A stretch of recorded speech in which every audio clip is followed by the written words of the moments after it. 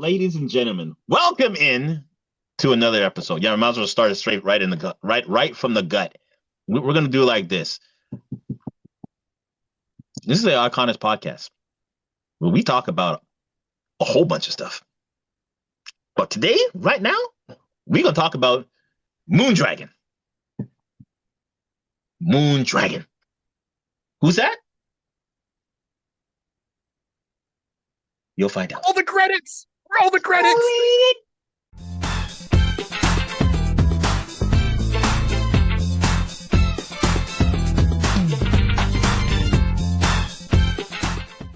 Hey everyone, thank you for tuning into the iConis podcast. Once again, this is Barry 3D from the iConis podcast, and on my side, as always, is the one and only Rod C.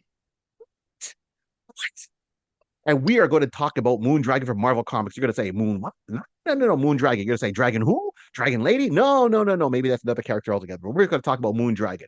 But before we dive into that, remember a couple of things, right? One, you can check me out at barry3d.com. That is my webpage, and you can find out where I'm going to be at when I'm performing my stand-up comedy. I got a couple of dates that are coming up, so please make sure to check out that and come out, show your support, have some love, show some love, and have some laughs. There we go. No.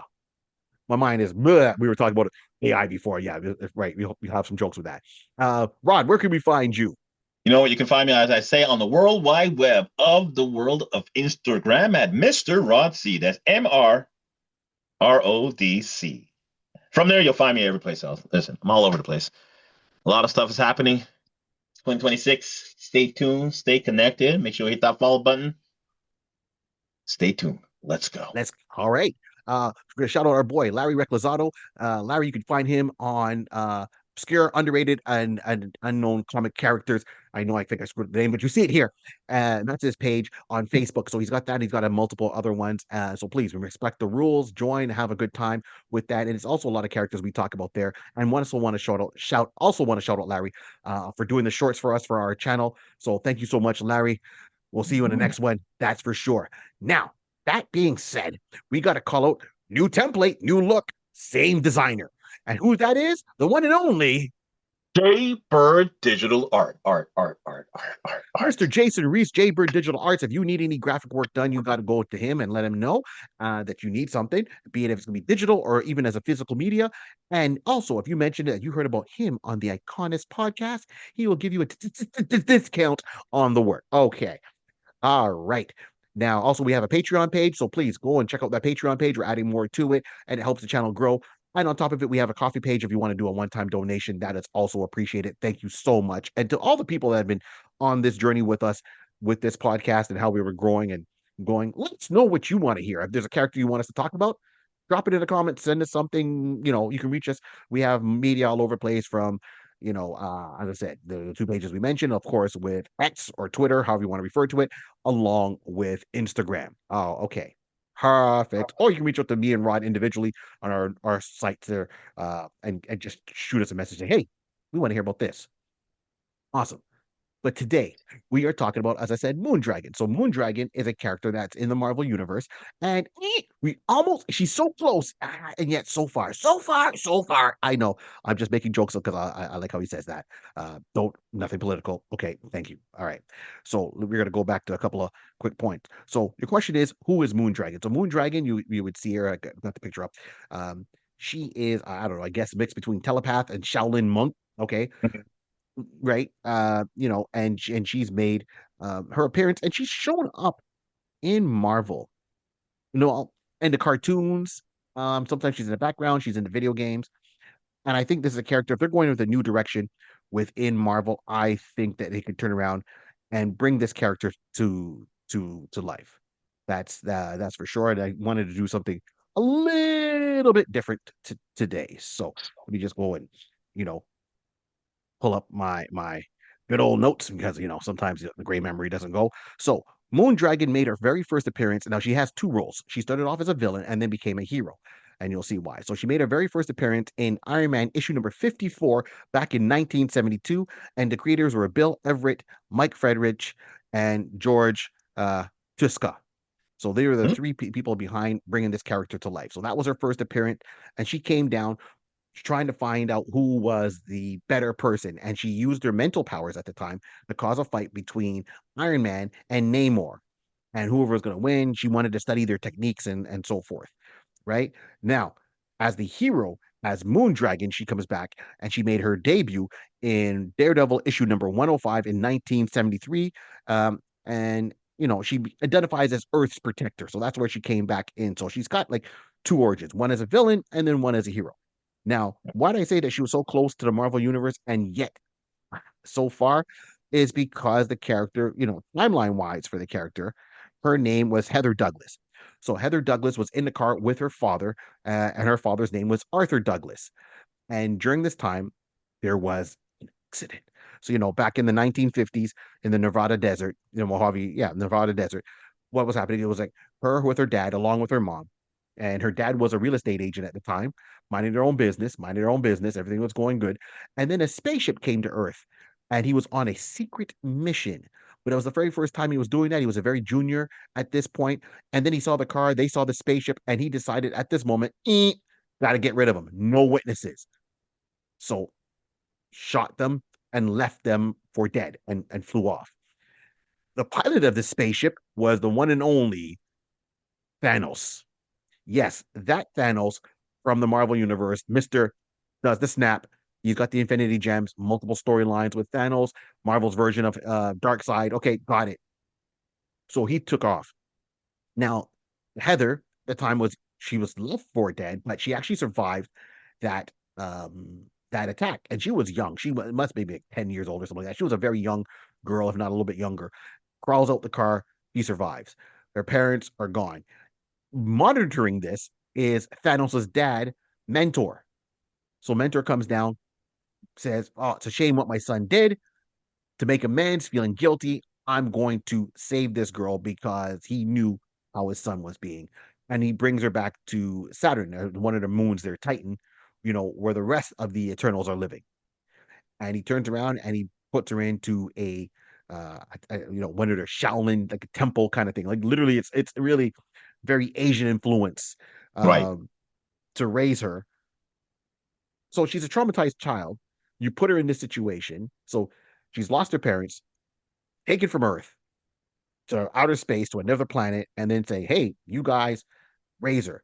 Instead of kind of giving her any kind of psychological help at this point, they just put her in a situation where it's devoid of emotion and just say, "Well, train her, make her tough, make her, help her live. This is what we're gonna do." Mentor, you could have been more of a father. I mean, you're the father of Thanos, and you're also the father of Eros, right? Who, also AKA Star Fox, Right. who you see show up at the very end of the Eternals movie, played by Harry Styles from One Direction. Okay, could have been a little bit our understanding, but that's where we at now. Why I say that Arthur, her father, is so close, because the tie into this is when Arthur's soul was preparing to leave to go into the afterlife. It also gets intercepted by a mentor, and he is like, Man, my son did you dirty. I'm going to give you another chance. We're going to take your soul and we're going to put it into a body." And it's a manufactured body. The body is green, it's big, it's got powers, it's strength, it can fly, you know. And the name of this body and his new name going forward is Drax. That's Yes, true. that Drax, different look, different power set, same one played by Dave Batista in Guardians of the Galaxy. All right. Now, Drax has gone through three different versions. We're talking about Drax version one. What we see in Guardians of the Galaxy is version 3 of Drax, where he's not as physically big. He goes around with the knives, but the original Drax was a lot more physically intimidating. It was Drax the Destroyer, literally. He can shoot energy beams and all that. Maybe we'll cover Drax one day, but this is where this character comes into the Marvel universe and her creation. So what was different from her look for me was the character was bald. You Yeah. know, bald woman. Oh, okay. And she learned mental powers. So I wasn't saying she was a mutant, but they brought her to the peak of human conditioning. So, she had mental powers that came along. She was trained as pretty much a martial artist. She reminded me of the girl there from Vizier, from Star Trek, the motion picture, the Oh, actress that played. yes. Yeah, Yes. Yes, 100%, 100%. You know what? That's a good way. It's around the same, well, not the same time frame. Like this would have came out first, so maybe they use this as reference for Leisure. Hmm. Live long and prosper. So my whole point is like I don't know if that really did influence the character or not, but what really stood out it was because of at the time you weren't seeing many bald women Correct. in comics at the time, right? Like they were always so it was a bold direction that they to me that they did with the character. So that was it. So I mean, and you know, and there was like I think there was more to it at that point, right? So Mhm. I know they were looking to her as the celestial mother who was supposed to it was prophesized that she might have been the celestial mother to give birth to a Jesus-like being that was supposed to bring in a new age prosperity in the universe. And it was Mhm. down to her and Mantis, who once again came in Guardians of the Galaxy, who always hung out with Drax, that Drax would tease in the movies in the MCU. Oh, okay, okay. Interest. So close, Yeah. so close, so close. So Yeah, close. yeah, so far. All right. So it was there we go.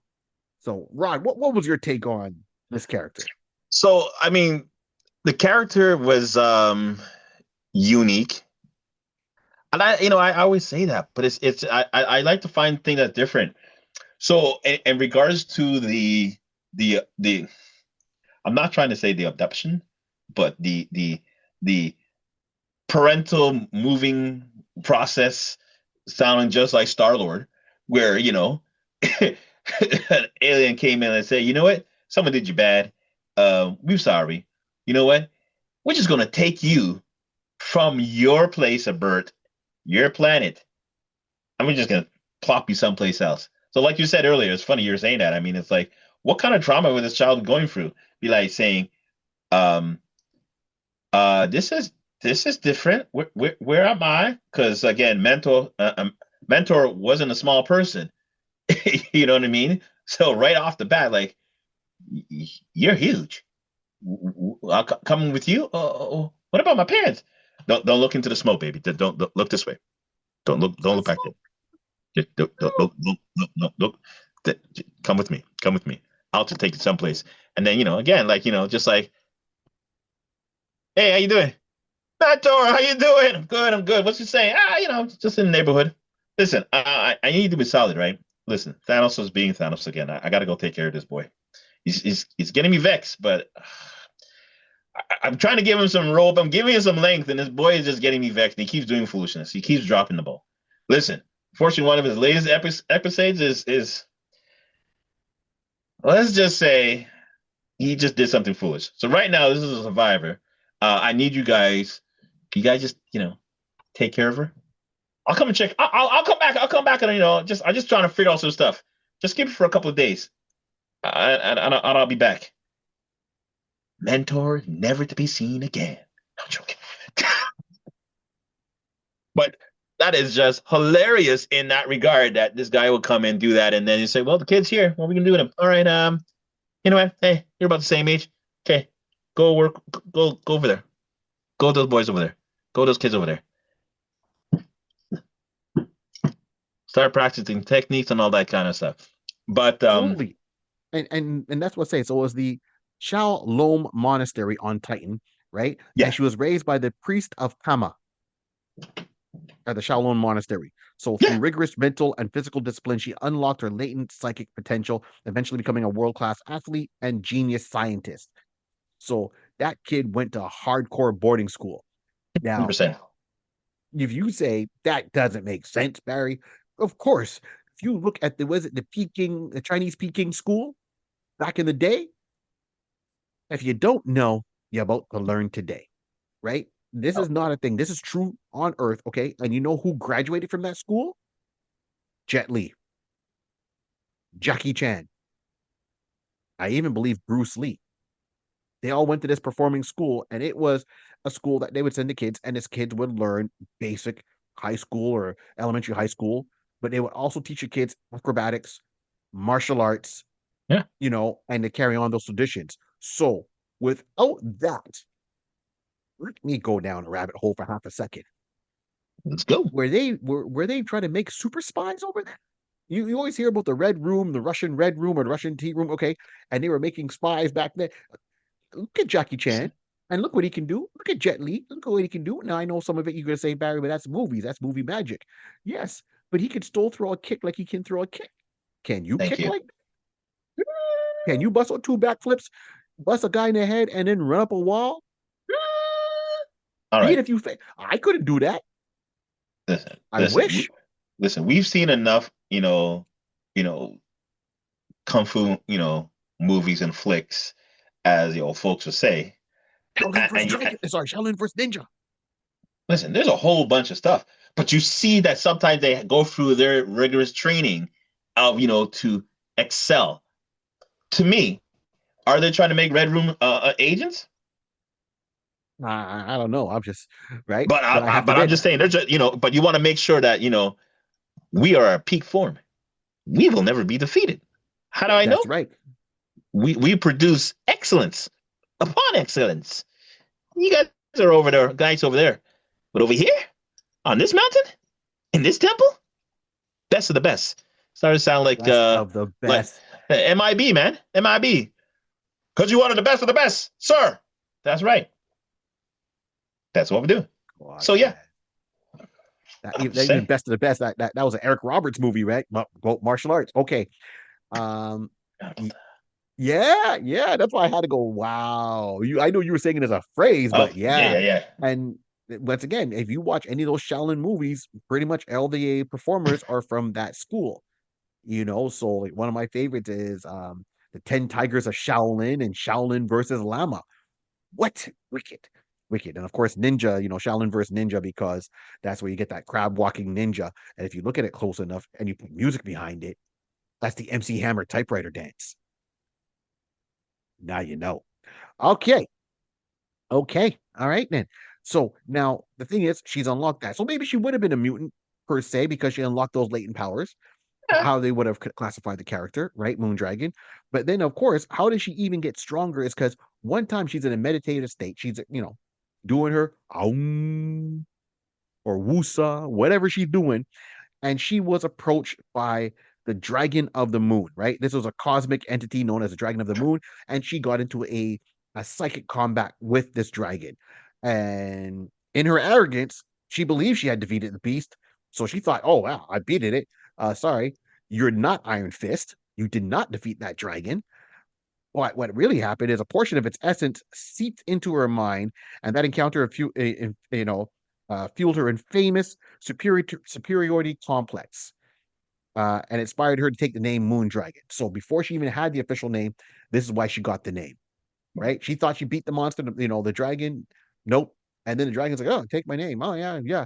And she was influenced by outside sources unbeknownst to her. So she doesn't know that her dad is Drax at this point. She doesn't Right. know that she kind of didn't win the battle. Not every win is a full out victory. She thought it was a victory. This one played the long game and carried on. So she was very arrogant in her character, which made her hard to approach. Like Mm-hmm. picture her ego was on a whole other level. Like her ego would have fit into like a wrestling persona, AEW, WWE, because she's gonna walk down there and play that bad guy, and everyone's gonna want to wrestle her or for the championship belt. But so that's how I see it coming across. Now, she was, seen as the celestial Madonna. That's what I was looking for. And she was one of them, along with Mantis, to give birth to this child. It ended up being Mantis with the spirit, reincarnated spirit of swordsman. Hmm. And you're gonna say, Barry, do you mean swordsman that shows up in Daredevil and showed up in the Hawkeye series? And the answer is yes. Yes. Yes. Yes. In the MCU, it's the same character. He's supposed to pass away, be reincarnated, his spirit gets attached to this kind of plant being, so he looks like a plant, and he marries Mantis from Guardians of the Galaxy. That's just to put it in your context for anyone who hasn't read the books but have watched the movies and the TV shows and want to see how it all intertwines. So Moondragon was one of two of the celestial Madonnas to give birth to this, supposedly supposed to give birth to this character. So now she's had her adventures. She's shown up, and you've seen her with various people in the Marvel universe. Be it if she's fighting them, she's teamed up with them. Be it if it's the Avengers, Defenders, so forth like that. Because she was part mystical, part physical, part power. But so she's got her powers that she's trained. Then she's got the Dragon of the Moon fueling her on. And then let's take it up another level and let's connect the dots. If you've watched any of the Avengers movies when they brought in characters, you see they brought in the Vision, Hmm. and the Vision gets the Mind Stone in the MCU, which is one of the stones from Thanos' glove. Hmm. In the comic book, Moondragon gets the Mind Stone, which augments her powers even that much more. So she's fueled by a celestial entity. She's got the Mind Stone, which is one of the Affinity Gems, trained as, let's just call it as a power monk to peak perfection, Yep. and then has the ego on top of it. What you Where is building she there? in the MCU? Come on, guys. Come on now. Come on, son. What you building there, people? What you building there? Powerhouse. Right?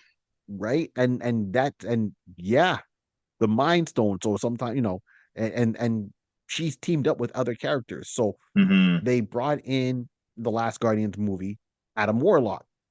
Origin a little bit different than what it is in the comic book. Of course, there's always changes. I'm not disputing with one the other, just saying the character is there.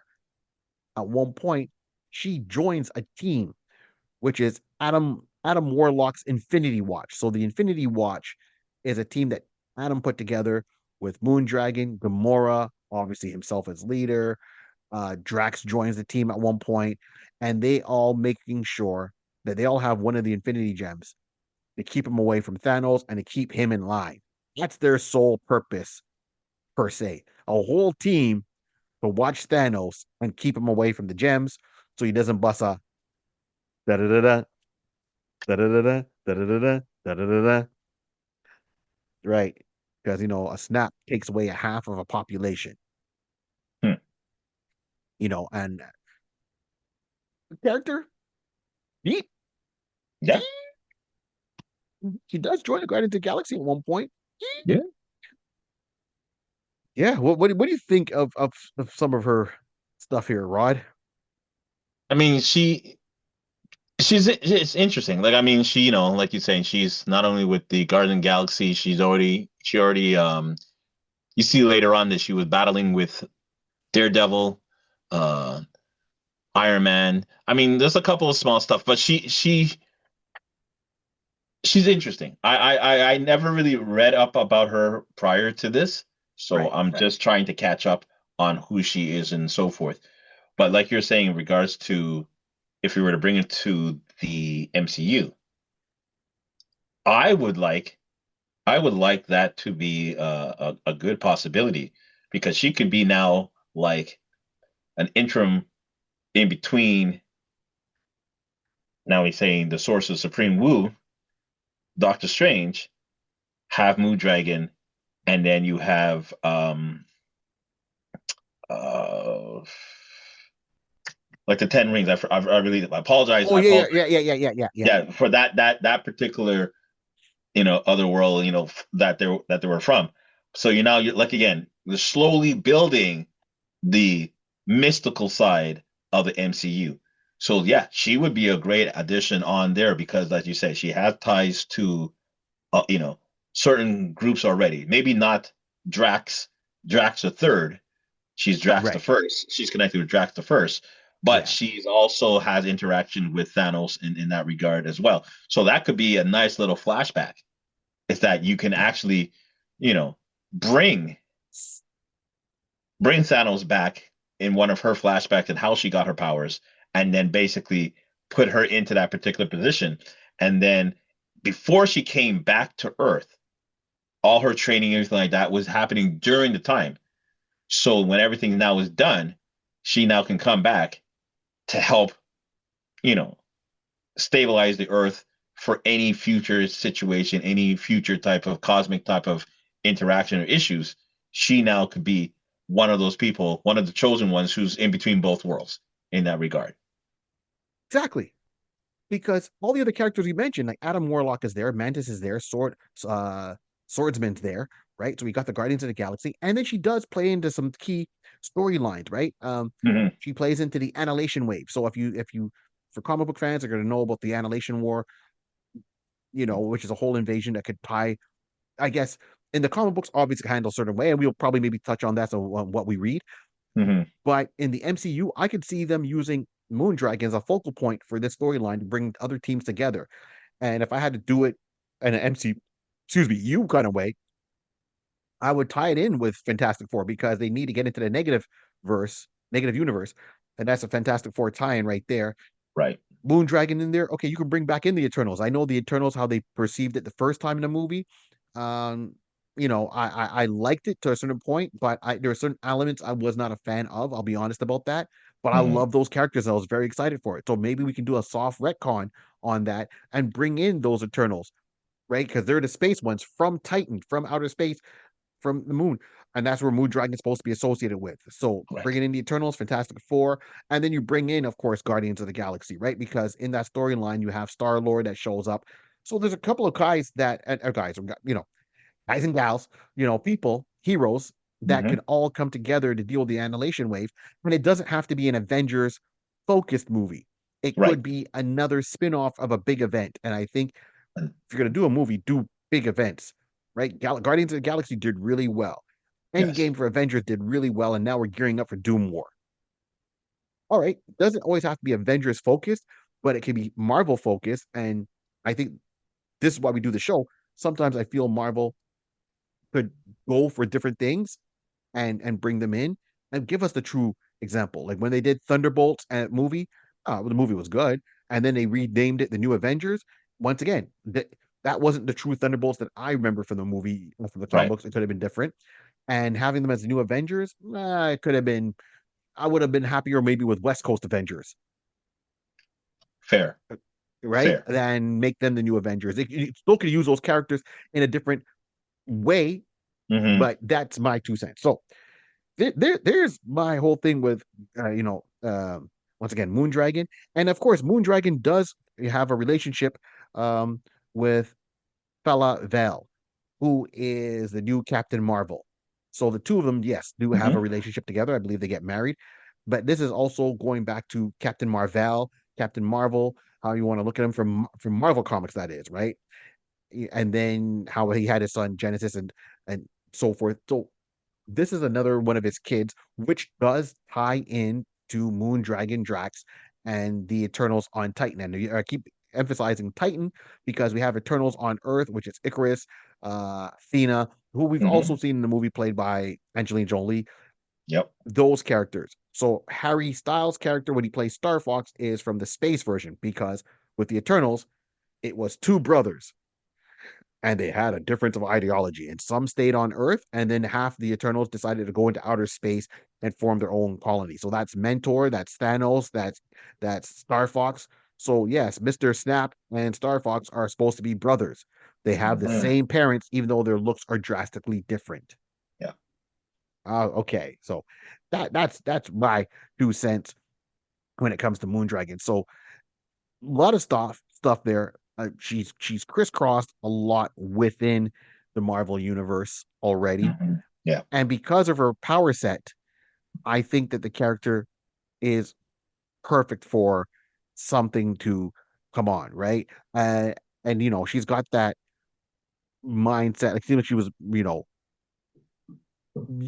used already, but not as big as she could be, in my opinion. Right? Because she's that's it. She's dealt with the Avengers. She's shown up with the Avengers, the Defenders, Guardians of the Galaxy. I'm just kind of going over a couple of my points here. Hmm. Um, and as I said, selected by Adam Warlock because she wanted to have that stone, to guard it. So there we go. And I know I'm kind of going over some things. There's more of the character, and I think she's really good to have.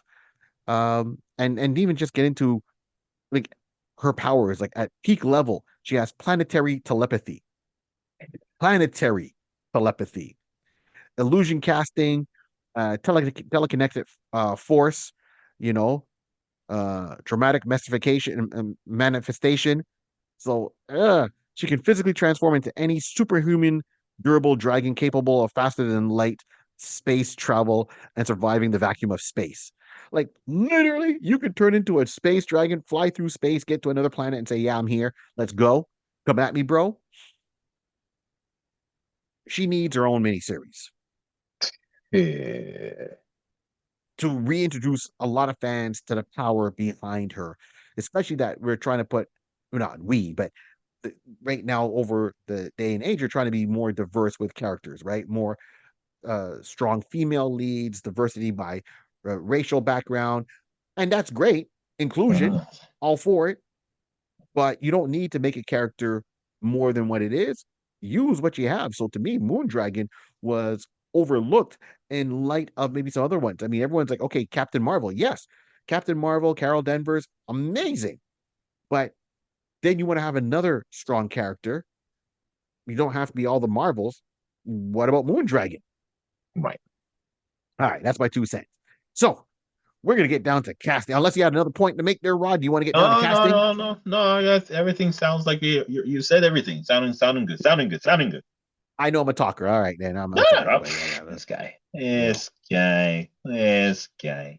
All right, then. So, if you had to see Moondragon, what would you want to see? Would you want to see Moondragon live action in a cartoon, comic book? How would you want to see this character portrayed? I would like to see it live, and Right? we both are saying in the same type of vein, live MCU.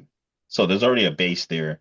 Um, she's already interacted with a numerous amount of characters already from the comic books in the MCU to one degree or another, or one perspective to another. But she can easily be able to introduce, and it'll make sense. So I would like a live one, MCU. And the person I actually wanted to have would be,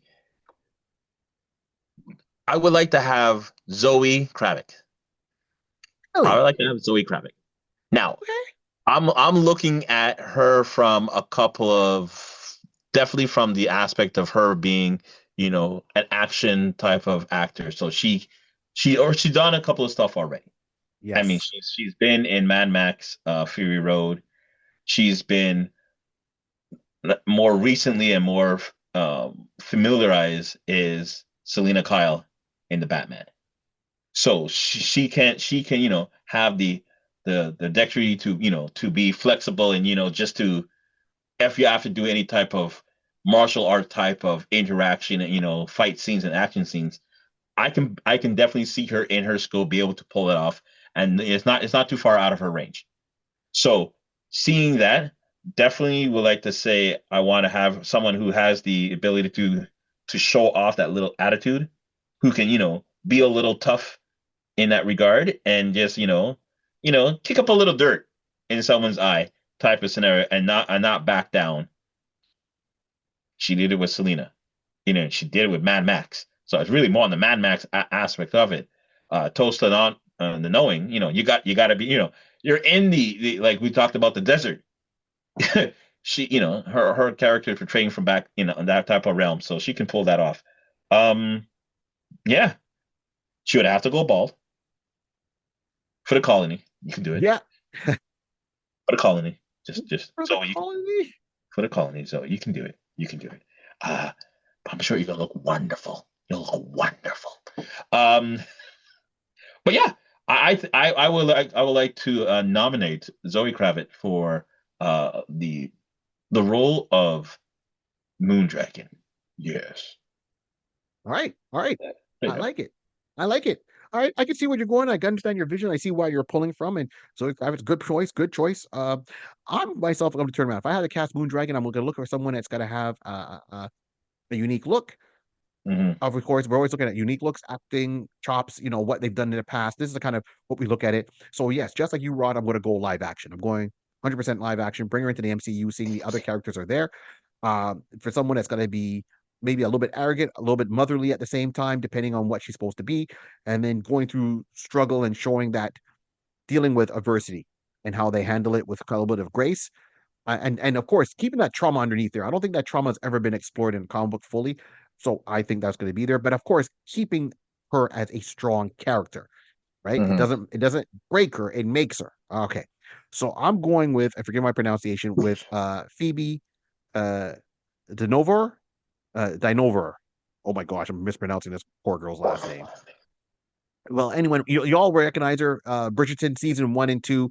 She plays like one of the main person there from Bridgerton, right? So there we go. She's the one that falls in love with Jean Benet when he makes that couple where she's with the family and then she's not sure if she's pregnant. They get married and or sorry, they get married and she's pregnant, not pregnant, and going back and forth. So she's from Bridgerton. That's where she is from. That's how I came across her. Uh, so her last name Dynevor. English actress known for starring in films like Color Room, Fair Play, and a lot of good stuff already. I think the most audience would know her from is Bridgerton playing that role. I can't remember who she played at Bridgerton.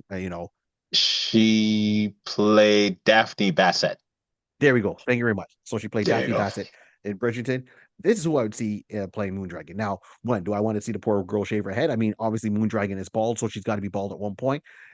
Maybe cut the hair short, put on a skull cap, make it appear on bald. We got, unless she wants to really dive into the role. But if she's gonna go that far, if she shaves her head, Marvel, don't make her turn around and just show up for 30 seconds in a scene. Give her ongoing, right her as the focal point of a couple of movies. There we go. That's what I want to say. A couple of movies, focal point. I think this character could pull some things together and bring things in from different perspectives. So that is who I'm going for. All Awesome. right. Well, it brings us to an end of another episode, everyone. Thank you for tuning in to the iConis podcast. Rod, any last words before we tune out? Just make sure that you enjoy the ride. Take everybody that we suggest to you, take it in, do your own research, follow up, go to your local comic book stores, and just get that information. Start reading up on it. Believe me, you're gonna enjoy who those that we bring to you. We hope that you enjoy that we bring to you. There you go. But Awesome. Well said. Well said. So remember, like, subscribe, and share it. Please don't let the show be a secret, everyone. Right. And let us know what you want to do. And as I said before, we have a Patreon, we got a coffee page. So, one time donation that helps, or subscribe. And we got videos on there, more on the way. And in the meantime, this whole world was started by a pencil, a piece of paper, and lots of imagination. Keep on dreaming.